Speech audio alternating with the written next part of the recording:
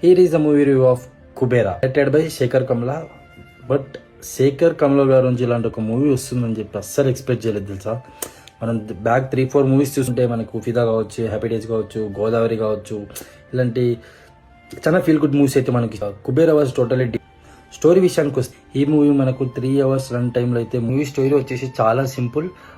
మన హీరో ధనుష్ గారు ఏదైతే మన తిరుపతిలో అడుక్కున్న భిక్షం ఎత్తుకునే వ్యక్తి కుబేరుడు ఎలా అయ్యాడు, అండ్ విలన్ అండ్ నాగార్జున వాళ్ళ స్కామ్లో ఇతను ఎందుకు ఇరుక్కున్నాడు, ఎందుకు ఇరుక్కోవాల్సి వచ్చింది, అండ్ దీంట్లో రష్మిక అన్ఎక్స్పెక్టెడ్గా తనను కూడా ఎందుకు ఇరికించారు అనేది తెలియాలంటే మీరు ఫిల్మ్ పర్ఫార్మెన్స్ చూసుకున్నట్టయితే first of all hero Dhanush గారికి అయితే హ్యాట్సప్ అండ్ వండర్ఫుల్ యాక్టింగ్ అనే చెప్పాలి. ఫస్ట్ ఆఫ్ ఆల్ ఆయన అలాంటి ఒక క్యారెక్టర్ చూస్ చేసుకోవడమే చాలా గ్రేట్.